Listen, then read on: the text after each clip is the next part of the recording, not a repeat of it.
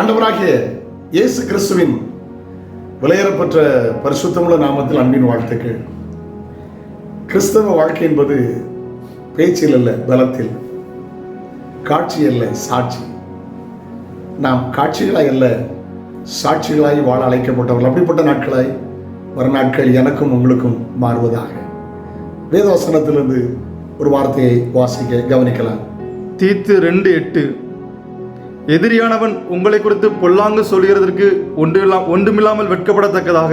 எதிரியானவன் உங்களை குறித்து பொல்லாத காரியம் ஒன்றும் சொல்லாதபடி வெட்கப்படத்தக்கதாக உபதேசத்திலே விகற்பம் இல்லாதவனும், உபதேசத்தில் விகற்பம் இல்லாதவனும், நல்லொழுக்கம் உள்ளவனும், நல் ஒழுக்கம் உள்ளவனும், குற்றம் பிடிக்கப்படாத ஆரோக்கியமான வசனத்தை பேசுகிறவனுமாய் இருப்பாயாக. குற்றம் பிடிக்கப்படாத ஆரோக்கியமான வசனம் பேசுகிறவராயும் இருப்பதாக.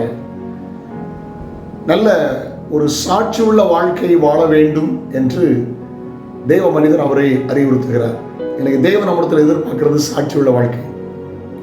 நான் அப்போஸ்தலர் 1:8 அப்படி தான் வாசிக்கணும். பரிசுத்தாவியிடத்தில் வரும்பொழுது பலனடைந்து எருசலேமிலும் யூதேயாவிலும் சமாரியாவிலும் பூமியின் கடைசி வரை எனக்கு சாட்சிகளாய் இருப்பீர்கள். ஆமென். பேச்சில் அல்ல, மறுபடியும் சொல்லுகிறேன், பலத்தில். ஐயா பில்லி கிரஹாம் ஐயா கிட்டத்தட்ட 100 வயசுல வாழ்ந்து உலகத்தில் கோடிக்கணக்கான ஜனங்களுக்கு ஆசீர்வாதமாக இருந்தார். எளிமையான பிரசங்கம், எல்லாருடைய மனதிலும் பதிந்து விடும். கண்ணீரோடு ஒப்பு கொடுப்பார்கள். இதுக்கெல்லாம் காரணம் தன்னுடைய ஊழியத்திலே ரூல்ஸ் வைத்திருந்தார். அதுக்கு பில்லி கிரஹாம் ரூல்ஸ்னே பேர். பில்லி கிரஹாம் ரூல்ஸ்னே பேர். என்ன ரூல்ஸ்?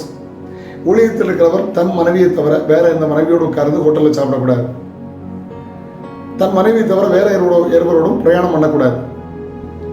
பணம் ஃப்ராங்காக இருக்கணும், ஒளிபரப்பின்றி அதை கணக்கு வழக்கில் ரொம்ப கரெக்டாக இருக்கணும். டைமில் ஒரு மிகைப்பாக இருக்கணும். மீட்டிங் ஆரம்பிக்கிறது முன்பதாகவே 1/2 மணி 3/4 மணி நேரத்துக்கு முந்தி நம்ம அங்கே போயிடணும். எங்கே பட்டணத்தில் மீட்டிங் நடக்குதோ அந்த லோக்கல் சர்ச்சோடு நல்ல ஒழுங்காக இருக்கணும். அந்த ஆத்துமாக்களை அவங்களுக்கு அனுப்பி வைக்கணும். இப்படிப்பட்ட நிறைய விஷயங்களில் அவர் கடைசி வரைக்கும் சாட்சியாக இருந்தார்.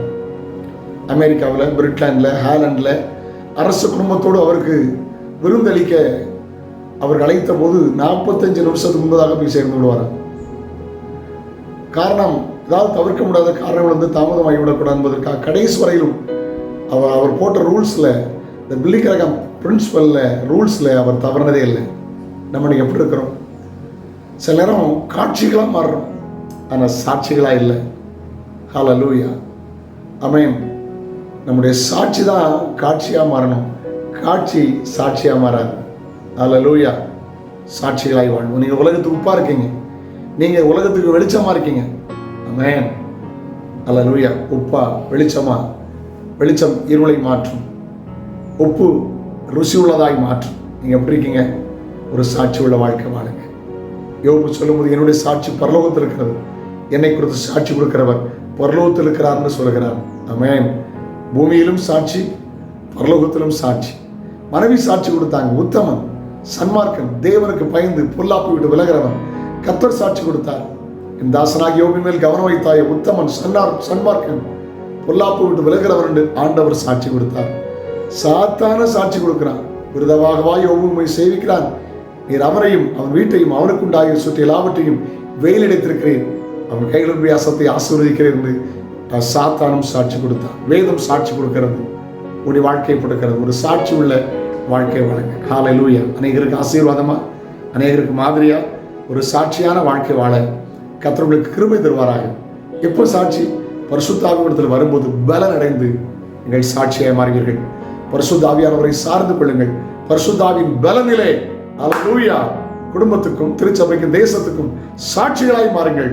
கர்த்தர் இயேசு உங்களை ஆசீர்வதிப்பார். ஆமென். ஆண்டவர் கிருபை கொடுப்பதாக. பில்லி கிரஹாம் ஐயாவை ஆசீர்வதித்தது போல நீங்கள் கர்த்தருக்கு காத்திருங்கள், பூமியை சுதந்திரிப்பீர்கள். ஆண்டவர்களை ஆசீர்வதிப்பார். ஜெபிக்கலாமா? பரலோக பிதாவே, பரிசுத்த பிள்ளையாக இயேசுவின் நாமத்தில் ஆண்டவரே சமூகத்தில் இருக்கிறோம். வாசித்த வசனத்தில் சாட்சியாக இருக்க வேண்டும் என்று எழுதியிருக்கிறதப்பா. ஆண்டவர் ஒரு சாட்சி உள்ள வாழ்க்கை வாழ கிருபை தாரும். நன்மை கிருபை தொடரட்டும். இயேசுவின் நாமத்தில் ஜெபங்கள் பிதாவே. ஆமென், ஆமென், ஆமென். நாளை உங்களை சந்திக்கிறேன். அதுவரையிலும் அவருடைய கிருபைகளை தாங்குவதாக. God bless you. Have a nice day.